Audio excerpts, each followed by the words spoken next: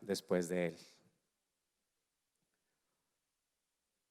Le recordamos, ayer tuvimos ya un primer ganador del premio al más tuitero, Wilson, si no estoy mal el nombre del ganador. Hoy lo seguimos invitando a participar con el hashtag o numeral Congreso Compartir 2019, numeral Futuro de la Educación, nombrando @Santillana_al-piso col. Tendremos hoy un día lleno de premios, lleno de sorpresas. Tendremos más trabajo alrededor de las líneas que llevan la pauta en esta sesión, que es el sentido y la visión de la educación. Les agradecemos, por favor, tener en cuenta que el día de hoy tendremos una dinámica diferente porque usaremos equipos de traducción simultánea. Algunos de ustedes yo creo que ya lo vieron allí afuera. Luego tendremos la oportunidad después del receso de entrar con nuestros equipos de traducción, así que lo tengan en cuenta para la conferencia Los Objetivos y Desafíos de Educación Bilingüe con Carol Lethaby, formadora de maestros, escritora y consultora de ELT a nivel mundial. Les recomendamos tener sus aparatos celulares en modo silencio, en modo vibración, para no interrumpir a nuestros ponentes. Y queremos obviamente dar un agradecimiento especial a todos nuestros patrocinadores que se han vinculado al Congreso y que de alguna manera hicieron posible que estemos aquí todos reunidos. Ellos son Google for Education con Educando, Lenovo, Uniples, Epson, Casani, CAFAM, la Universidad de Obertura de Cataluña y Artisan. Quiero comentarles un par de cosas con respecto a nuestros patrocinadores. Nuestros patrocinadores nos consienten mucho y hoy vamos a tener unos premios y unas rifas al final del día muy interesantes. Quiero invitarlos también, miren lo que tengo aquí en mi mano. En el stand de Epson nos están tomando fotos, nos las imprimen allí mismo para que ustedes se lleven el recuerdo, no solo de sus fotos digitales y las selfies que nos tomamos cada minuto, pero también nos podemos llevar nuestra foto y en un marco. Aquí está el marco para que lo lleven. Entonces no olviden visitar el stand de Epson. También los animamos a visitar el stand de Santillana. Estamos entregando el último número de nuestra revista Ruta Maestra. Así que pasen por el stand de Santillana, reclamen su revista. Y tengo unas sorpresas que vamos a entregar a lo largo del día. CAFAM, ayer hicimos el anuncio en un par de sesiones. CAFAM tiene una sorpresa y un anuncio. Ellos nos dicen, por favor, que se acerquen todos al stand de CAFAM, registren sus datos para participar en el sorteo de esto. Escúchenlo. 2 noches y 3 días con desayuno y almuerzo o cena incluida en el Hotel Cualamaná en Melgar, Tolima. Esto nos aplica más a los del centro del país. Con vigencia hasta febrero del 2020. La premiación se realizará al final de la jornada. Regístrense, tomen sus datos y participarán en estas vacaciones. Epson entregará un proyector en las rifas de la tarde. Artisan, una tableta y Educando, una Chromebook. Sabemos que a lo largo del día haremos estas rifas y queremos animarlos a que participen. Qué bueno irse con unas vacaciones o con un proyector para las instituciones o para uso personal. Bueno, muy bien, vamos a dar espacio a nuestro panel. Quiero dar la bienvenida al señor Rodrigo de la Osa Izquierdo, director general de negocios de Santillana en Colombia, quien estará moderando el panel de reflexión de inicio de esta jornada del viernes, en el cual recogeremos los aprendizajes y las enseñanzas obtenidas durante el día de ayer en las ponencias y en los talleres. ¿De dónde salen estas preguntas? Son las que ustedes hicieron y depositaron en los buzones. Para ello, Rodrigo de la Osa invitará a nuestros panelistas. Rodrigo. Muchas gracias, John. Buenos días. Bueno, pues vamos a iniciar nuestra segunda jornada. Vamos a arrancar esta sesión con un panel con nuestros ponentes invitados, con la idea de recoger algunas de las inquietudes, interrogantes, ideas y preocupaciones que ustedes han manifestado en sus preguntas. Entonces vamos a conversar en el panel con Manuela Lara. Manuela, por favor. Vamos a conversar también con Fernando. Adelante. Y con Ismael. Entonces nos sentamos y arrancamos el panel.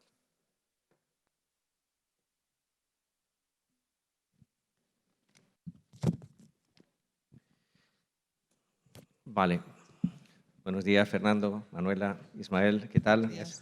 Bueno, en las preguntas que ustedes entregaron el día de ayer, tenemos 3 grandes temas y he agrupado las preguntas de acuerdo a esos 3 grandes temas porque coinciden, digamos, las preguntas en su intención. Entonces, vamos a comenzar por,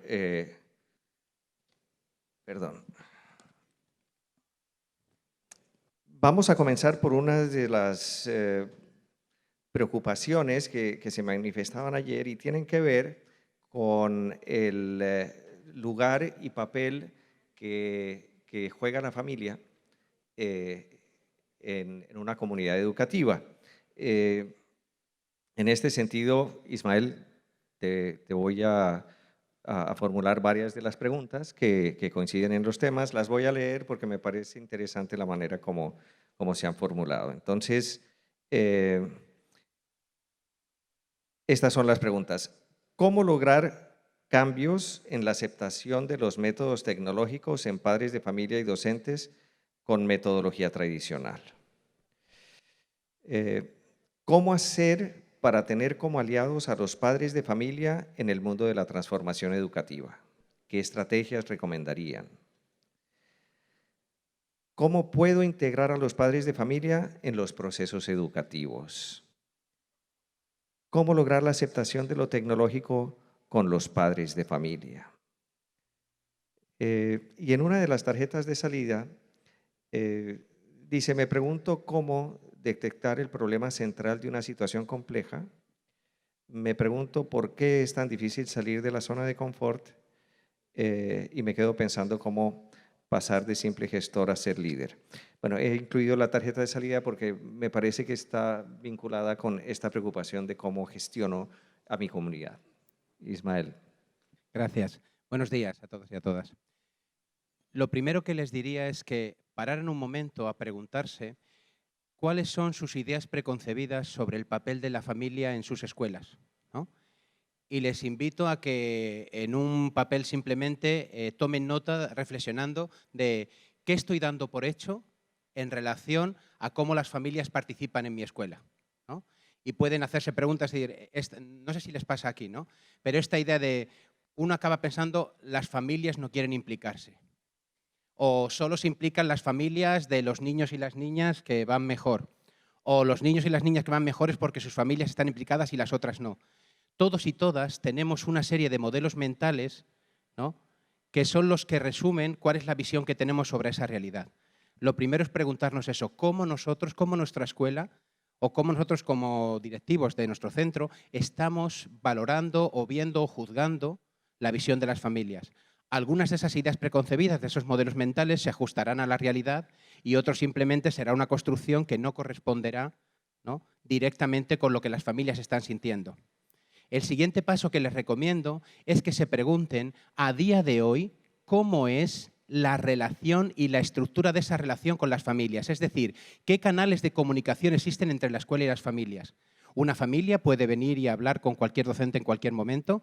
Una familia tiene información y conocimiento de las cosas que suceden en el aula o de cómo el colegio toma decisiones. ¿Cómo es hoy? ¿Cómo hoy se comporta su sistema en relación con las familias? ¿Qué papel juegan? No. Porque la forma que tiene esa estructura, el resultado que emerge de ahí es la relación que hoy tienen con las familias. Si hoy las familias no se acercan a la escuela para participar, para pedir formar parte de la transformación, es porque la estructura, por una cosa o por otra, no lo permite. Bien. No creo, y escuchen también a sus docentes, ¿no? Si sus docentes están pensando en que las familias no quieren, las familias no se implican, a las familias no les importa este problema, ¿no? Plantéense cuál es la visión que tenemos entre todos y entre todas. Entonces, un primer paso, conocer cómo hoy se comporta esa estructura, qué espacios de comunicación, qué espacios de diálogo, qué maneras de participar, y a partir de ahí, el siguiente paso que yo daría es traer a las familias a conversar. Y no hace falta que vengan todas. No hace falta, porque además si vinieran todas no podríamos atenderlo, ¿no? Pero sí es interesante que empecemos a encontrar juntos maneras de poder elaborar nuevas formas de comunicación. Y ahí surge también debates, como ayer se apuntaban en las conferencias, de ¿estamos dispuestas y dispuestos a que las familias vengan a decirnos cosas de qué les gustaría que cambiara? Porque una cosa es el valor declarado, es decir, nuestro valor puede ser, nos gustaría que las familias participaran de la transformación y demás. Eso es lo que declaramos a veces, ¿no? Pero cuando las familias vengan, estamos preparados para que las cosas que acabemos haciendo no sean solo las que yo pienso, sino que las cosas que las familias también están proponiendo. Entonces, ese espacio de honestidad, de compartir, de conocernos, puede ser un punto de entrada tanto para abordar la transformación de la tecnología como la transformación general de nuestro proceso. ¿Bien? Y un último apunte también en esta cuestión de revisar los modelos mentales que tenemos sobre esto. A veces pensamos que las familias no están abiertas a esta transformación digital, tecnológica, pero si miramos cómo se relacionan las familias y los niños, seguramente su acceso a la tecnología sea más ágil y más continuo que el que tienen en la escuela. Porque a lo mejor los padres y las madres, como nos pasa a todos y a todas, ya están enganchados y adictos a su propio móvil. Entonces, quizás no es una cuestión de que no acepten la tecnología, sino que a lo mejor no nos hemos comunicado bien a la hora de ver cómo eso aporta valor a la educación de sus hijos. Vale, y sí, quizás ampliando un poquito más y pensando en la pregunta de cómo conseguir que las familias acepten, digamos, la integración de tecnología en la educación, lo que dices es muy cierto y todos estamos inmersos en la cultura digital, pero quizás la asociación de tecnología y educación genera alguna tensión o algún conflicto, ¿no? Es decir, cómo se integra tecnología en educación. Entonces, no sé, Manuela y Fernando, cómo abordar esto. En relación con lo que comentaba Ismael sobre, quizá el problema es que las familias no han entendido cuál es el valor de la tecnología en el aprendizaje. Lo relacionan mucho con un elemento disruptivo que tiene que ver con el entretenimiento, pero no tanto con el aprendizaje. En este sentido, yo creo que es fundamental el compartir con las familias para qué utilizamos la tecnología en el centro, cuáles son las ventajas que tiene la tecnología y por qué la tecnología realmente es positiva desde el punto de vista del aprendizaje. A mí me gustaría traer una anécdota curiosa. Estamos realizando una investigación sobre lo que llamamos escenas de estudio, cómo trabajan hoy cuando llegan a casa nuestros estudiantes, qué es lo que hacen.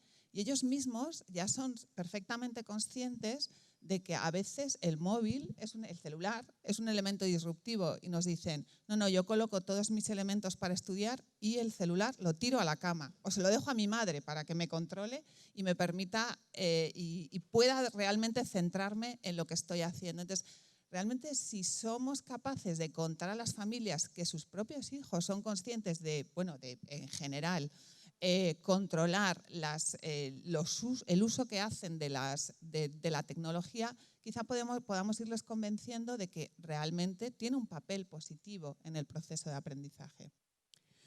Yo vería como, buenos días a todas y a todos, buenos días a todos y a todas. Yo vería como dos cosas. Una es si conocemos o qué tanto conocemos de cómo actúan y piensan los adultos, o los que llamamos adultos mayores, cómo se los convoca, qué les interesa. Yo a veces pienso que en las instituciones educativas suponemos que son como adolescentes más grandes, como alumnos más grandes. Y lo otro está asociado a lo primero. ¿Cuáles son los medios y las mediaciones como los convocamos? Es una citación que yo creo que es conocer muy poco de cómo se convoca a los adultos. O sea, mi reflexión va que quizás los medios y las mediaciones, pensar en ellas ayudarían a que la tecnología entrara de otra manera y no suponer, como hacemos creo con muchos colegios, que les mandamos un mail o les enviamos con los colegas algo y les decimos están invitados a la reunión. También pienso que deberíamos cambiar el tipo de comunicación con ellos. A veces los reunimos para regañarlos, a veces los reunimos para todo lo que no han hecho, a veces les reunimos para hablar mal de los ausentes. O sea, sabemos poco de cómo operan los adultos. Esa es como mi lectura. ¿Cómo piensan? ¿Cómo se desarrollan los adultos? Vale, en ese sentido y digamos ampliando un poco dentro de las preocupaciones manifestadas en las preguntas, yo reflexionaba que cómo comunicarnos con las familias y cómo comunicarles, cómo integramos tecnología, cómo nos actualizamos, viene muy de la mano de cómo incorporamos y desarrollamos propuestas educativas diferentes a las habituales, cómo avanzamos en iniciativas que puedan ser disruptivas con la mejor intención, digamos, de generar procesos distintos en una reflexión de cómo transformar un poco la práctica de enseñanza con la idea de que los procesos de aprendizaje pues sean más interesantes, más vivenciales, más significativos, más potentes. Y en ese sentido tenemos aquí varias preguntas asociadas a esto. Dice, bueno, ¿cómo desde las comunidades de aprendizaje dentro de las escuelas se puede favorecer la interdependencia y el trabajo colaborativo que promueva la transformación de la escuela y aporte elementos para que la escuela fluya en el mundo complejo? ¿Qué tips pueden comentar para ello? Entonces aquí estamos hablando de, bueno, yo quiero hacer trabajo colaborativo, cómo se hace esto, cómo lo introducimos, que sea no solamente una iniciativa particular, sino que se entienda como una iniciativa, digamos, institucional. ¿Cómo trabajar con los niños con necesidades de aprendizajes las nuevas metodologías? ¿Y cómo nos aportan estas nuevas metodologías para quizás una aproximación de heterogeneidad en el aula, ¿no? ¿Cómo utilizar las tecnologías para que no desvíen los propósitos de formación de los estudiantes y nos acerquen más bien a favorecer las multidimensiones del ser humano en concordancia con la misión y valor de los colegios? ¿Cómo contribuir al desarrollo de una ética para la vida sin dejar de lado el aprendizaje de contenidos básicos que son los que ocupan mayor número de horas de trabajo? Entonces, Manuela, tú que vienes trabajando en innovación y pensando en estos temas, ¿cómo ves esto? La verdad que son un montón de grandes interrogantes y veo difícil poder responder a todos de una forma sistemática y organizada sin pensar cuando acabe que tendría que haber dicho otras muchas cosas, pero vamos a intentar. Por una parte, creo que el gran reto que tenemos a la hora de conectar con nuestros estudiantes tiene que ver con lo que Freire expresaba muy bien, el pasar de ser la escuela de las respuestas a pasar a ser la escuela de las preguntas. Es decir, estamos muy acostumbrados a decir a los alumnos lo que tienen que aprender, en lugar de ayudarles a generar preguntas constantes, esas preguntas que les van a permitir convertirse en esos ciudadanos reflexivos, críticos, creativos, con iniciativa, con capacidad de emprender, que es lo que necesita una sociedad del futuro que, como comentamos ayer en varias ocasiones, no sabemos cómo va a ser, pero sabemos que va a necesitar que nuestros estudiantes hayan desarrollado esas habilidades y esas capacidades. Por otra parte, me parece muy interesante también la cuestión sobre la creación de comunidades de aprendizaje. Y al hilo de lo que hablábamos antes sobre la tecnología, creo que combina perfectamente. La tecnología, precisamente, en las escuelas nos ha abierto una posibilidad muy interesante de crear redes, de crear relaciones entre escuelas que están en espacios muy alejados, con objetivos distintos, pero que siempre favorecen el aprender, el conocer cómo están llevando a cabo otras experiencias, en entender qué les ha funcionado bien, cuáles han sido esos errores y aprender a partir de esos errores. Entonces, esas comunidades de aprendizaje se ven enormemente favorecidas por la tecnología, que nos permite aprender en red, conseguir un pensamiento que suma los pensamientos de muchos docentes, de muchos directivos, aprender de todos y avanzar en esa incorporación de nuevas metodologías, de nuevas fórmulas de estudio y sobre todo en esa posibilidad de entender cómo aprenden nuestros alumnos. Creo que al final me da igual que hablemos de tecnología, de metodologías, de necesidades especiales. Creo que al final conseguiremos mejorar los resultados en el aprendizaje de nuestros alumnos si realmente estamos pensando en los estudiantes, en cómo aprenden y cómo conseguimos plantearle retos que sean interesantes para ellos y que les lleven a intentar solucionar esa situación problemática que les hayamos planteado a través de los contenidos. De nuevo, que les generemos grandes preguntas, grandes interrogantes que resulten cercanos e interesantes para ellos, a través de los cuales realmente puedan desarrollar un proceso de aprendizaje. Entonces, tecnología, metodología, son herramientas al servicio del beneficiario máximo de nuestros objetivos como escuela, que es el estudiante.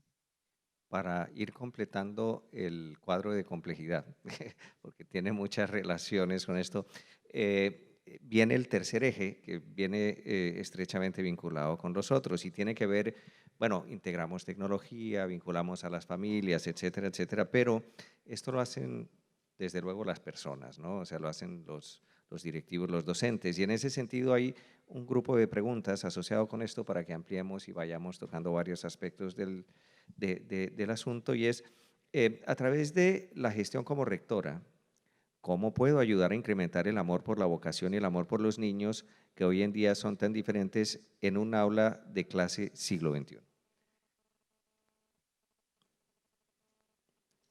¿Deberían las políticas de Estado fortalecer más la formación humana y el amor propio y hacia el otro para hacer de los niños, niñas y jóvenes personas más felices y dejar de competir por unos resultados numéricos que dividen y deshumanizan la educación? Entonces, aquí estamos entrando en las situaciones que vivimos todos los días y que son tensas, ¿no? O sea, queremos una educación que sea muy gratificante, satisfactoria y todo eso, pero al mismo tiempo queremos los resultados y parece que tenemos asociado con los resultados el dolor, no pain, no gain. Entonces, vamos a indagar un poco en esto. Bueno, ¿cómo integramos la autonomía del propio individuo en relación con el currículum y las clases, partiendo siempre desde el respeto y los principios de igualdad e inclusión? Esta pregunta es muy interesante. El pasado no determina el presente ni el futuro, pero sí lo condiciona demasiado. ¿Cómo ayudar a reconciliarse y a sanar su pasado? ¿Y qué estrategias podrían usarse para que desde la misma formación del docente pueda generarse en él más seguridad y amor por su quehacer? Entonces, esto te lo planteo, Fernando. O sea, tenemos integración de la comunidad, integración de tecnología, cómo vamos dando pasos en relación con la transformación y la innovación, y entonces aquí entra un factor importantísimo que es el docente, la relación con él, con los alumnos, que me imagino tendrá la repercusión con la familia. Gracias, Rodrigo. Yo quisiera hacer una postilla porque me parece muy interesante lo que decía Manuela ahora, y es que yo pienso que detrás del desarrollo de las tecnologías, de cualquier tecnología, hay que crear paralelamente el desarrollo del pensamiento. O sea, aprender a inferir, a relacionar, a abstraer. O sea, si no desarrollamos esa otra tecnología que tenemos dentro, al final no entenderemos por qué hacemos lo que hacemos. Bueno, pero es un poco, yo creo que ese es un tema que tenemos que pensar en serio. Es decir, fíjense que decimos hay que aprender a pensar, pero ¿cómo se piensa? y cómo se piensa en situaciones donde hemos sido siempre consumidores de información y no productores de conocimiento. Cómo se empieza en una cultura neocolonial. Eso amerita como una ampliación. Bueno, pero agradeciendo las preguntas, a mí me parece que un directivo, y lo puse aquí como para ganar unos minutillos, primero yo creo que hay que conocer el equipo con el que uno trabaja, conocerlo de verdad. Yo diferencio entre saber más o menos los apellidos, conocerlos, cómo es su familia, tienen hijos, qué los angustia, les falta hacer un posgrado, cómo los apoyamos. O sea, conocerlos es más que tenerlos en la nómina. Pero después de conocerlos hay que reconocerlos en lo que hacen. La profe Inesita, que tiene un proyecto de matemáticas, pero para no dejarlo en la anécdota, invitarla a un comité de área, que ella cuente, que diga. A veces los docentes hacen grandes cosas, pero la dirección poco lo reconoce. Reconocer es un acto que da dignidad. El reconocimiento afianza la dignidad.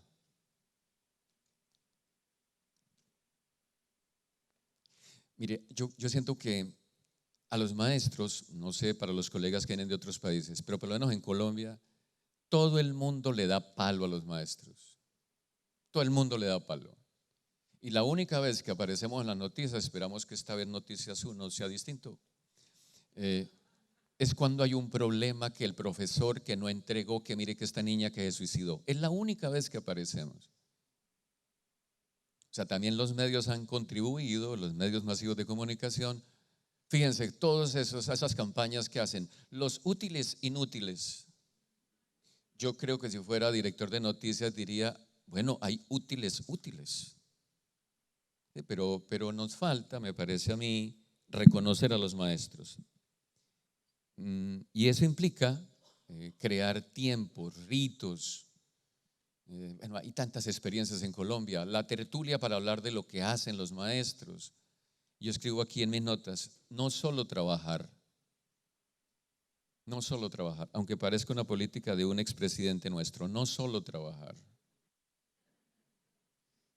O sea, también hay que tener espacios para hablar de lo que hacemos. Si matamos la zona del deseo, se pierde la vocación. Sin zona de deseo no hay vocación.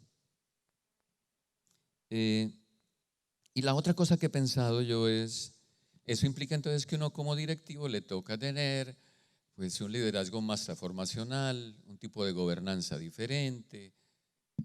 Yo veo que esa sería una manera como de ayudarles, ¿no? Entonces yo lo veo en síntesis: reconocimiento, socialización de saberes. Cuando se socializan los saberes de los propios colegas, aumenta autoestima colectiva, personal. Bueno, la otra pregunta que hay ahí, que es muy compleja, de la relación entre tradición, futuro. Ayer creo que en el tallercito pequeño yo les decía, a mí me gusta mucho cómo lo ha resuelto Gadamer. Gadamer es un filósofo alemán, tiene varios textos, pero hay uno clásico donde dice, la clave de la tradición, lo que hace que la tradición viva, es la actualización del pasado. O sea, cómo pervive. Nosotros como hijos somos la actualización viva de nuestros padres. Nosotros actualizamos el pasado. O sea, dicho de mejor manera, conmigo no empieza el mundo. Yo, rector, que es el complejo adánico, lo que había detrás de mí, todo es fracaso. Conmigo empieza la gestión, conmigo sí esto va a funcionar. Yo pienso que la lectura de la tradición la actualiza, se asume. Y yo ponía aquí, que está muy asociada con algo que me decía Rodrigo, de la formación humanística. Y una de las preguntas anteriores decía eso. Esa es una pregunta gruesa. Si queremos desarrollar todas las dimensiones del ser humano, pues sí, podrá haber las habilidades, las destrezas, pero las otras dimensiones del ser humano, lo emocional, lo afectivo, lo interactivo, ¿dónde se desarrollan? Ahí la formación humanística es imprescindible. O como lo decía ayer Ismael, recogiendo otras cosas, esa es la formación imperecedera. Vea, yo he hecho un trabajo, y valga la anécdota, muchos colegios renunciaron, les decía ayer, a la poesía, a la formación en la poesía, bueno, a la formación en las artes. Y cuando uno analiza bien qué es lo que hace la poesía, nos crea un dispositivo para la formación del símbolo, para pasar de la garra a la caricia. La formación de la poesía no es solo para aprenderse de memoria un poema y recitarlo. La formación poética es construir una formación simbólica en el ser humano, lo que nos permite después construir pareja. Y yo escribo aquí en mis notas, ¿no? ¿Qué es la formación en la poesía? Un desplazamiento de la inmediatez a la mediatez. Eso es lo que hacen las artes. Nos distancian el mundo para comprenderlo. Entonces yo pienso, querido Rodrigo, que ahí hay como unas pistas a todas esas preguntas. Vale, muchísimas gracias. En ese sentido, volviendo, Ismael, un poco a esto de cómo actualizamos, cómo salimos de la obsolescencia, ¿no?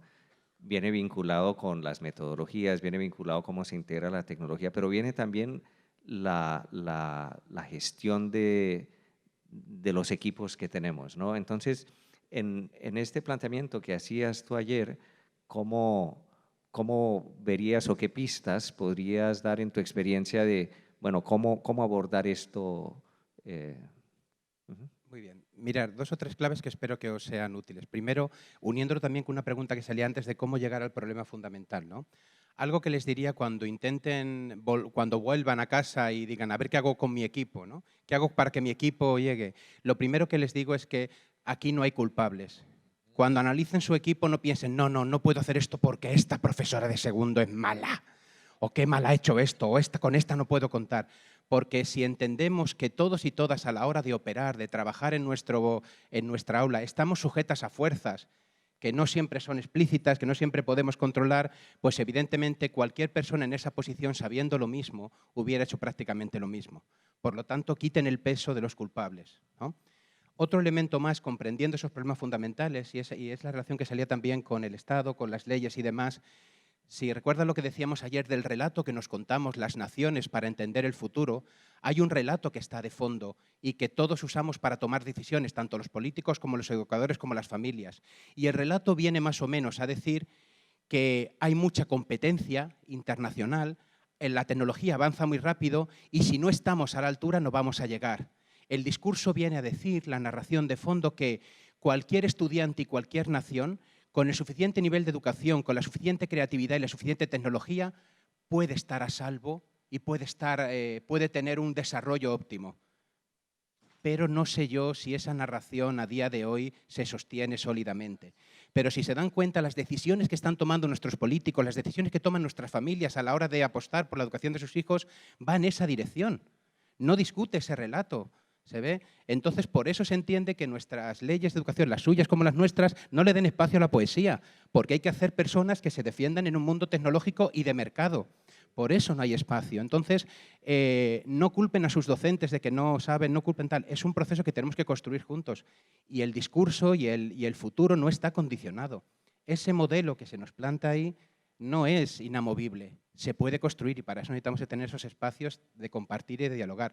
Una última cosa en esta idea de los equipos y de qué papel como directivos nos puede tocar es, yo creo que algo que alienta también ese devolver la ilusión por trabajar es que como directivas son ustedes el foco, el faro para recordar una y otra vez hasta la saciedad para qué estamos aquí. Muchas veces la principal razón, como citan algunos autores, que vincula la motivación de los trabajadores y de los docentes en este caso, es recordar cuál es el fin que perseguimos, para qué estamos aquí. Y el fin que perseguimos, afortunadamente, es tan noble, tan elevado, tan inspirador, que solamente con poder recordarlo como docente cada día ya es un espacio que me ayuda a saber y me ayuda a mantener ese vínculo. ¿Qué ocurre? Que el día a día a veces es tan doloroso porque solo estoy viviendo en la inmediatez, en el sufrimiento, en sacar adelante este grupo, en el aula, en la ingratitud de las familias, y ese día a día me hace olvidar para qué veníamos aquí. Y si no recuerdo para qué venía aquí y pienso que solo vengo por llegar a fin de mes con mi sueldo, pues es normal que la gente no se ilusione. Sí, finalmente nos queda muy poquito tiempo y para recoger, quizás este es un tema que que vivimos todos y como empresa y ustedes como colegio, que tiene que ver en la reconciliación del pasado con el presente. Y tiene que ver con instituciones educativas que tienen muchísimos años y que, claro, cada vez estamos reflexionando cómo conciliamos el origen, la inspiración de esta institución en la que estoy, bien sea si es una institución de carácter religioso que tienen muchísimos años y que tienen un carisma y tienen una visión, o bien sean las familias, ¿no? O sea, instituciones que son fundadas por familias y que ha pasado una generación y llega una generación nueva, ¿no? Y creo que ahí hay una reflexión interesante, no vamos a tener mucho tiempo, unos minutitos para comentarlo, pero bueno, ¿cómo vemos hoy, Manuela, desde lo que hemos reflexionado o ha reflexionado en términos de el panorama de la innovación educativa, esta idea de qué es lo que venía y hoy cómo podemos no borrar todo lo que estaba atrás, sino cómo actualizamos y reconciliamos el pasado? Yo creo que en ese sentido, ayer precisamente en el taller estuvimos trabajando en torno a cuáles son las dimensiones y las subdimensiones del cambio. Y en relación con lo que dices, hay dos de las dimensiones fundamentales que tienen que ver con esto, es el contexto en el que opero y el proyecto educativo que tengo. Y cómo consigo evolucionar ese proyecto educativo sin cambiar la sustancia inicial. Entonces, quizás sea la necesidad de trabajar con toda la comunidad educativa, dentro del contexto educativo en el que me muevo, intentar hacerles entender entre todos quiénes somos, qué hacemos, por qué estamos ahí, cuáles son esas ideas fuerza que me influyen, cómo es mi estudiante, cuáles son las familias, qué tipo de renovación pedagógica necesito establecer. Y otro elemento muy importante que a veces nos olvidamos, cuál es la evaluación que tengo que ir haciendo de todo ese proceso de cambio. Cómo esa evaluación, cómo esa constante retroalimentación sobre lo que he hecho y la construcción sobre lo que voy haciendo me va a permitir ir evolucionando. No es un proceso fácil, pero es un proceso que se puede sistematizar y trabajar dentro de la comunidad educativa como protagonista de ese proyecto de centro. Vale, se nos está acabando el tiempo, pero entonces, Fernando e Ismael, un tuit. Yo no sé si ustedes conocen en la historia de la evolución de la escritura, ¿qué fue la escritura? La escritura frente a la cultura de la oralidad fue una nueva tecnología. Sí, o sea, la escritura es una tecnología de la mente. Escribir no es lo mismo que redactar. O sea, que para las culturas orales eso fue la revolución. Mejor dicho, esto que vivimos hoy, esto que ustedes vieron en compartir y van a seguir viendo, en su momento fue la escritura. Se opuso Platón. ¿Quién no se opuso a la escritura? ¿Cierto? Ahora les pregunto, ¿cuántos de nosotros en el siglo XXI aún no hemos aprendido esa tecnología? Escribir un ensayo, hacer un informe. Esto para decir que quizá el siglo XXI combinará, no omitirá unas, sino como hoy hablamos y escribimos. O sea, yo siento que el siglo XXI, la escuela, no tiene que renunciar a enseñar a escribir. ¿Cómo? Y cuando los estudiantes les digan, esto es difícil, profe. Claro, porque no viene por el mundo de operar, de manipular. Es otra habilidad que está hecha desde el libro, el párrafo, los conectores. Bueno, esto para responder rápidamente, ¿no? Yo creo que no es desechando, sino incorporando, transformando, como la escuela sigue su cometido con el pasado. Simplemente un consejo, una herramienta sencilla para poder aplicar cosas a partir de mañana mismo.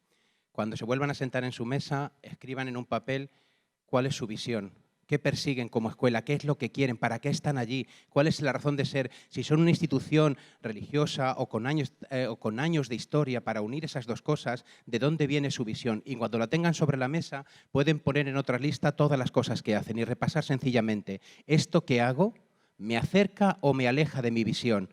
Si les aleja de su visión, dejen de hacerlo ya. Y van a ver que de tiempo les va a sobrar para poder invertir en innovar y en todo lo que crean importante. Y aquello que vean que les acerca a su visión, cuídenlo y mímenlo, porque cada vez que lo hagan, cada vez que gire la rueda, estarán más cerca de lo que persiguen. Vale, muchísimas gracias, Fernando, Manuela, Ismael. Muchas gracias.